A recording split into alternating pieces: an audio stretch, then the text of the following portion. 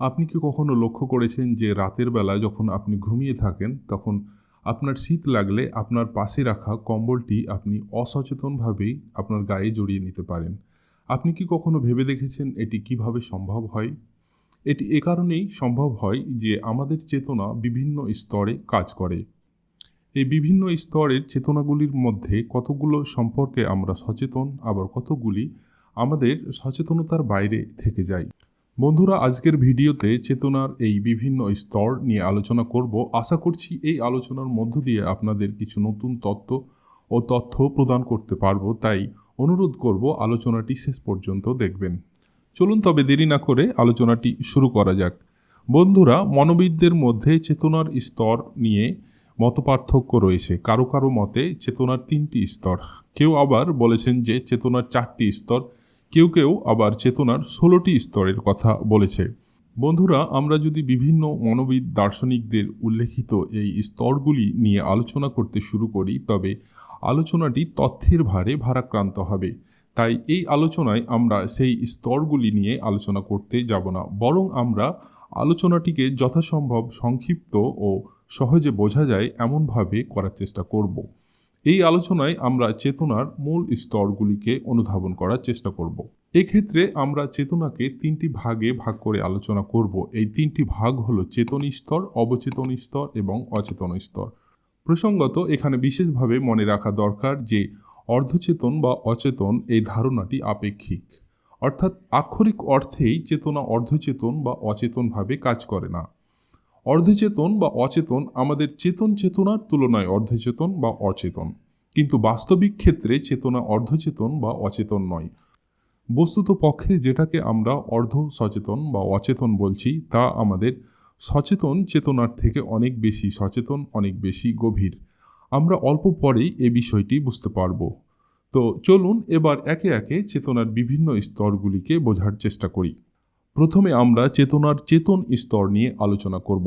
চেতনার চেতন স্তর হলো সেই স্তর যেখানে চেতনার ক্রিয়াকলাপ সম্পর্কে আমরা সচেতন থাকি, আমরা অকিবহল থাকি। যেমন সচেতনভাবে আমরা কিছু দেখি, শুনি, কিছু কাজ করি, কিছু অনুভব করি, কিছু চিন্তা ভাবনা করি। লক্ষণীয় যে চেতনার এই ক্রিয়াশীলতার 2টি দিক রয়েছে, একটি হলো শারীরিক দিক আর একটি হলো মানসিক দিক। যখন আমরা পঞ্চ ইন্দ্রিয়ের মাধ্যমে কোনো কিছু দেখি, শুনি, স্পর্শ করি তখন হলো তা শারীরিক ক্রিয়া। অন্যদিকে যখন কোনো কিছু ভাবি, কোনো কিছু অনুভব করি, দুঃখ কষ্ট অনুভব করি, এগুলি হলো চেতনার ক্রিয়াশীলতার মানসিক দিক। চেতনার ক্রিয়াশীলতাকে আরও 2টি ভাগে ভাগ করে আলোচনা করা যেতে পারে, যথা উদ্দীপনা গ্রহণের দিক এবং প্রতিক্রিয়া দানের দিক। যখন আমরা কোনো কিছু দেখি, শুনি, স্পর্শ করি, এগুলি হলো উদ্দীপনা গ্রহণের দিক। আর যখন আমরা কোনো কিছু দেখে, শুনে, স্পর্শ করে তার পরিপ্রেক্ষিতে সাড়া দিয়ে থাকি তখন তা হলো সাড়াদানের দিক। উদ্দীপনা আবার বাইরে থেকে ও ভেতর থেকে গৃহীত হতে পারে। বাইরের উদ্দীপনা আমরা গ্রহণ করি পঞ্চ ইন্দ্রিয়ের মাধ্যমে। আমাদের চারপাশে যে অসংখ্য ঘটনাগুলো ঘটে চলেছে তা আমাদের পঞ্চ ইন্দ্রিয়ের মাধ্যমে আমরা গ্রহণ করি। উদ্দীপনা আবার আমাদের ভেতর থেকেও গৃহীত হতে পারে, যথা পুরনো স্মৃতি বা ভবিষ্যতের কথা চিন্তা করে আমাদের মধ্যে বিভিন্ন রকমের ভাবনা ও আবেগের সঞ্চার হতে পারে। পুরনো কোনো দুঃখের বা আনন্দের ঘটনা মনে করে আমাদের মধ্যে দুঃখ বা আনন্দের অনুভব হতে পারে। যাই হোক, এগুলো সবই আমাদের চেতনার সচেতন স্তরে সংগঠিত হয়, অর্থাৎ এগুলো সম্পর্কে আমরা পুরোপুরি সচেতন বা অকিবহল থাকি। কিন্তু এবার আমরা যে স্তরের কথা আলোচনা করব সেই স্তরের ক্রিয়াকলাপ সম্পর্কে আমরা পুরোপুরি সচেতন নই। এই স্তরের ক্রিয়াকলাপ সম্পর্কে আমরা প্রত্যক্ষভাবে অকিবহল নই। এই স্তরের ক্রিয়াকলাপ আমরা সরাসরি জানতে পারি না। এই স্তরের ক্রিয়াকলাপ আমরা পরোক্ষভাবে উপলব্ধি করতে পারি।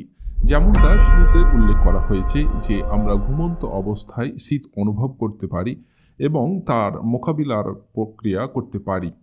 অবচেতন ক্রিয়ার আরেকটি ভালো উদাহরণ হতে পারে ভমিটিং। আমরা যখন অজান্তে দুষ্প্রাপ্য কিছু খেয়ে ফেলি তখন আমাদের অবচেতন চেতনা সেই দুষ্পাচ্য খাবারকে চিহ্নিত করতে পারে এবং তাকে শরীর থেকে বের করে দেওয়ার জন্য বমির ব্যবস্থা করে।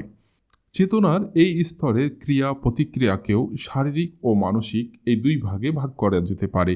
যেমন এখানে আলোচিত ভমিটিং এর উদাহরণটি হলো অবচেতনের শারীরিক ক্রিয়া। অন্যদিকে স্বপ্ন দেখাকে অবচেতনের মানসিক ক্রিয়া হিসেবে গণ্য করা যেতে পারে।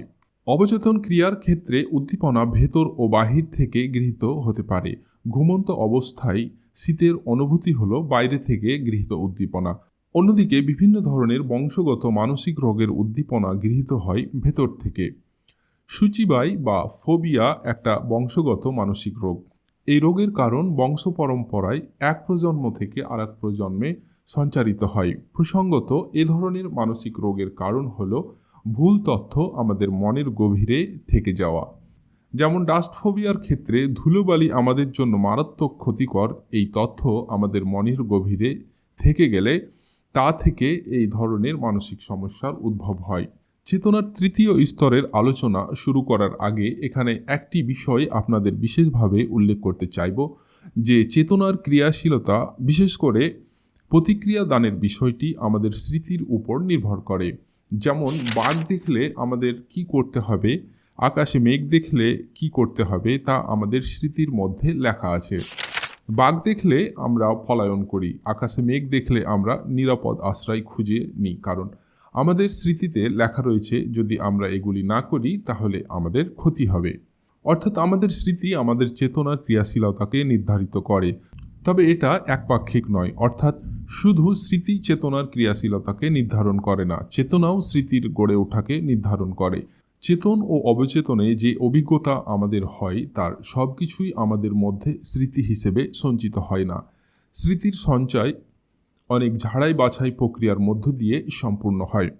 আমাদের সিস্টেমের জন্য সর্বাধিক উপযোগী তথ্যগুলি আমাদের স্মৃতিতে সঞ্চিত হয়, আর বাকি অপ্রয়োজনীয় তথ্যগুলি আমাদের সিস্টেম থেকে বেরিয়ে যায়। যেমন অপ্রয়োজনীয় খাদ্য আমাদের শরীর থেকে মলমূত্র আকারে বেরিয়ে যায়, তেমনি অপ্রয়োজনীয় তথ্য আমাদের মন থেকে মুছে যায়। এক্ষেত্রে স্বপ্ন দেখা আমাদের মনের মধ্যে সঞ্চিত অপ্রয়োজনীয় তথ্য আমাদের মধ্যে থেকে মুছে যাওয়ার একটা প্রক্রিয়া হতে পারে। তবে এ বিষয়ে আমি পুরোপুরি নিশ্চিত নই। এ বিষয়ে যদি আমি আরও উন্নতি করতে পারি তাহলে এ বিষয় নিয়ে আরও বিস্তারিত আলোচনা করব। তবে এ বিষয়ে কোনো সন্দেহ নেই যে আমাদের মধ্যে যে অপ্রয়োজনীয় তথ্যের প্রবেশ ঘটে তাকে রিমুভ করার কোনো না কোনো ব্যবস্থা অবশ্যই আমাদের মধ্যে রয়েছে। অন্যথায় সবসময় আমাদের মস্তিষ্কে অন্যরা যেভাবে আবর্জনা ভরে দেওয়ার চেষ্টা করে তাতে আমাদের মস্তিষ্ক আবর্জনার স্তূপে পরিণত হতো, কিন্তু বাস্তবে তা হয় না। বাস্তবে আমরা অন্যের কথা অনেক সময় এক কান দিয়ে শুনি আর এক কান দিয়ে বের করে দিই, আর এভাবেই আমাদের নিজস্বতা বজায় থাকে। চেতনার তৃতীয় স্তর। চেতনার তৃতীয় স্তর হলো চেতনার আদর্শ বা ধারণাগত স্তর। একে প্রত্যক্ষ বা পরোক্ষভাবে অভিজ্ঞতায় পাওয়া যায় না, একে পাওয়া যায় শুধু ধারণাই, কারণ যা বাস্তবে পাওয়া যায় তা সর্বদাই সীমিত ও শর্ত সাপেক্ষ। প্রসঙ্গত বিশ্ব প্রকৃতির প্রত্যেকটি মৌলিক উপাদানের দুটি রূপ রয়েছে, একটি হলো শর্ত সাপেক্ষ রূপ আর একটি হলো শর্তহীন বা আদর্শ রূপ। বাস্তবে যেটাকে পাওয়া যায় তা সর্বদাই শর্ত সাপেক্ষ, আর যাকে বাস্তবে পাওয়া যায় না, যাকে ধারণা বা কল্পনাতে পাওয়া যায় তা হলো শর্তহীন আদর্শ রূপ। উদাহরণ হিসেবে শক্তি হলো শর্তহীন আদর্শ সত্তা, তবে শর্তহীনভাবে আদর্শ রূপে শক্তিকে কখনোই পাওয়া যায় না। আমরা প্রকৃতিতে যে শক্তিকে পাই তা শক্তির আদর্শ রূপ নয়, আমরা অভিজ্ঞতায় যে শক্তিকে পাই তা শক্তির শর্ত সাপেক্ষ রূপ। শব্দ, আলো, তাপ ইত্যাদি শক্তির শর্ত সাপেক্ষ রূপ। কেন এগুলিকে শর্ত সাপেক্ষ বলছি? কারণ নির্দিষ্ট পরিমাণ শক্তি দ্বারা ভিন্ন পরিমাপের শব্দ, আলো, তাপ উৎপন্ন হতে পারে। উদাহরণ হিসেবে একটি হাতুড়ি দিয়ে একটি কাঠের উপর আঘাত করলে যতটা শব্দ উৎপন্ন হবে, একটি ধাতুর উপর আঘাত করলে তার থেকে অনেক বেশি শব্দ হবে। এটি কেন হয়? এটি এ কারণেই হয় যে কার্য শক্তি ছাড়াও অন্যান্য উপাদানের উপর নির্ভরশীল। বস্তুত আমরা শক্তিকে কখনোই আদর্শ রূপে অভিজ্ঞতায় পাই না। আমরা অভিজ্ঞতায় যা পাই তা হলো শক্তির কার্য বা শক্তির পরিণাম।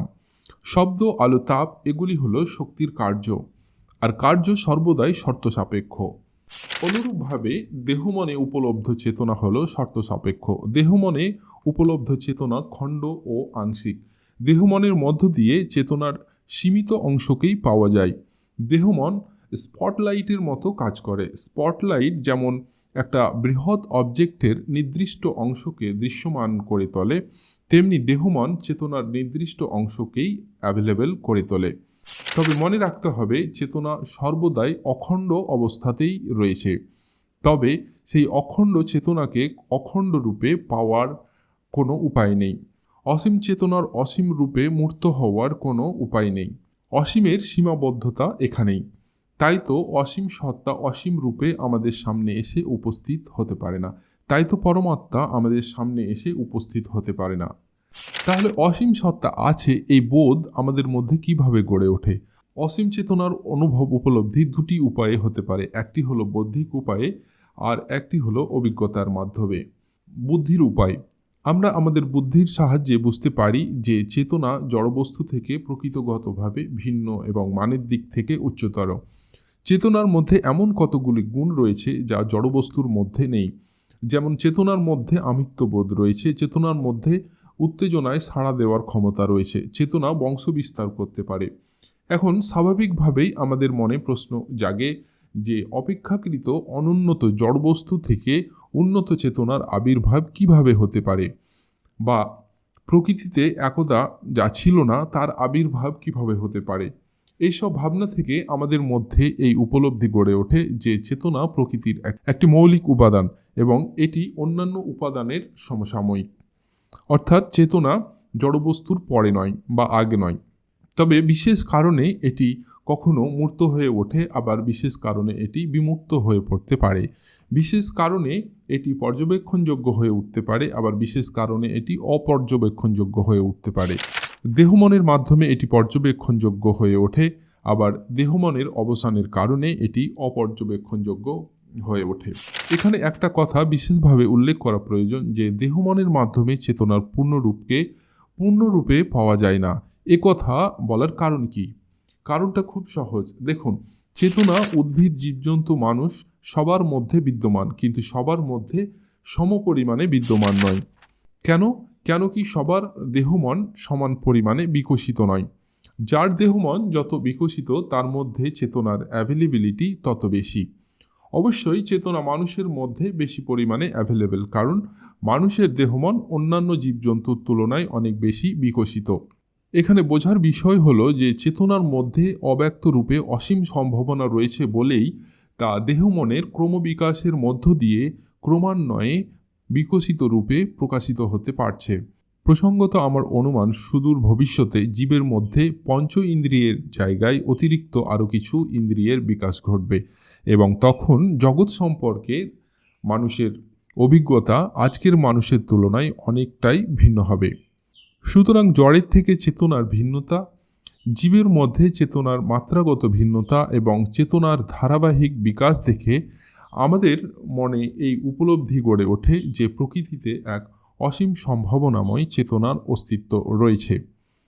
এবার আমরা অসীম সম্ভাবনাময় চেতনা অনুভব করার অর্থাৎ এক্সপিরিয়েন্স করার বিষয়টি আলোচনা করব। অনেকের জীবনে এমন ঘটনা ঘটে যে সে চেতনার উচ্চ স্তরকে এক্সপিরিয়েন্স করতে পারে। তবে আমি মনে করি এই অভিজ্ঞতা চেতনার আদর্শ স্তরকে অনুভবের অভিজ্ঞতা নয়। এই অভিজ্ঞতা চেতনার পরম অবস্থাকে অনুভবের অভিজ্ঞতা নয়। এই কথাটি আমি এর আগেও বিভিন্নবার বলেছি। চেতনার সর্বোচ্চ স্তরকে পাওয়া একটি স্ববিরোধী ধারণা, কেননা চেতনার আদর্শ স্তর হলো অসীম স্তর, আর অসীমকে পাওয়া যায় না, বা যাকে পাওয়া যায় তা অসীম নয়। তবে হ্যাঁ, এটা বলা যেতে পারে কিছু কিছু মানুষ পরম চেতনার আভাস পেয়েছে, তার ঝলক পেয়েছে। অবশ্য এই আভাস, এই ঝলক কোনো অংশে কম কিছু নয়। একজন ব্যক্তির জীবনে পরম চেতনার আভাস, পরম চেতনার ঝলক পাওয়া কম কিছু প্রাপ্তি নয়। এই আভাস ব্যক্তির জীবনকে বদলে দিতে পারে। এই আভাস ব্যক্তিকে একই সঙ্গে কোনো অদৃশ্যের দাসত্ব থেকে ও জড়শক্তির দাসত্ব থেকে মুক্তি দিতে পারে। এই আভাস ব্যক্তির মধ্যে এই বোধ গড়ে তুলতে সাহায্য করে যে সে যে ঈশ্বরের কল্পনা করে তা তার মধ্যেই রয়েছে। এই আভাস এই ভ্রান্তিকেও দূর করতে সাহায্য করে যে সব কিছু জড়শক্তি নয়। জড়ের অতিরিক্ত এই প্রকৃতিতে চেতনার সমান অংশীদারিত্ব রয়েছে। সুতরাং পরম সত্তা, পরম চেতনার উপলব্ধির গুরুত্বকে কোনোভাবেই ছোট করা যায় না। পরিশেষে উল্লেখ করব যে অসীম সম্ভাবনাময় চেতনা যখন অব্যক্ত থাকে, বিমূর্ত থাকে, তখন তা হলো চেতনার তৃতীয় স্তর। অন্যদিকে তৃতীয় স্তরে চেতনার উপর যখন দেহ মনের স্পটলাইট পতিত হয়, তখন চেতনার যে অংশটুকু দৃশ্যমান হয়ে ওঠে তা হলো চেতনার চেতন ও অর্ধচেতন স্তর। চেতনার যে অংশটুকুতে দেহ মনের স্পটলাইট কেন্দ্রীভূত থাকে তা হলো চেতনার সচেতন স্তর, আর স্পটলাইটের পার্শ্ববর্তী আলো আধারের অঞ্চলগুলি হলো চেতনার অর্ধচেতন স্তর। আর অসীম শূন্য সময়ে বিস্তৃত চেতনা হলো চেতনার তৃতীয় স্তর। সুতরাং দেখা যাচ্ছে যে অভিন্ন অখণ্ড চেতনা দেহ মনের মাধ্যমে ভিন্ন ভিন্ন ও খণ্ড খণ্ড রূপে প্রকাশিত হয়। বিশ্বজনীন চেতনা ভিন্ন ভিন্ন দেহ মনের মাধ্যমে ব্যক্তিগতভাবে প্রকাশিত হয়। অর্থাৎ আমাদের মধ্যে যে চেতনা ক্রিয়াশীল তা এক ও অভিন্ন। আমার, আপনার বা একটি জন্তুর মধ্যে যে চেতনা রয়েছে তা অভিন্ন। আমরা যদি এই পরম সত্যকে উপলব্ধি করতে পারি তাহলে আমাদের চিন্তাভাবনার মধ্যে ব্যাপকতা আসবে। একই সঙ্গে সমগ্র বিশ্বজগতের সঙ্গে আমাদের একটা আত্মিক সম্পর্ক স্থাপিত হবে। আমরা এটা উপলব্ধি করতে সক্ষম হব যে আমরা সবাই অভিন্ন, আমরা কেউ স্পেশাল নয়। আর প্রকৃতিকে রক্ষা করার ক্ষেত্রে এই ধারণাটা বর্তমানে খুবই জরুরি বলে মনে হয়। কোথাও না কোথাও প্রকৃতির অবক্ষয়ের কারণ হলো ব্যক্তির নিজেকে স্পেশাল মনে করা, প্রকৃতির সঙ্গে নিজেকে বিচ্ছিন্ন মনে করা। তাই প্রকৃতিকে রক্ষা করার জন্য ব্যক্তির প্রকৃতির থেকে ভিন্ন, প্রকৃতির থেকে উচ্চতর এই ভ্রান্ত ধারণাকে সবার আগে দূর করতে হবে। এই আলোচনা সেই লক্ষ্যে যদি কিছু অবদান রাখতে পারে তবে পরিশ্রম সার্থক হয়েছে মনে করব। বন্ধুরা, আজকে আলোচনাটি এখানেই শেষ করছি। আলোচনাটি ভালো লাগলে অবশ্যই একটি লাইক করবেন এবং আমার চ্যানেলটি এখনও সাবস্ক্রাইব না করলে অবশ্যই সাবস্ক্রাইব করে নেবেন, কেননা এই চ্যানেলে আমি এইরকমই জ্ঞানমূলক আলোচনা আপনাদের জন্য নিয়ে আসতে থাকব। শেষ পর্যন্ত দেখার জন্য ধন্যবাদ।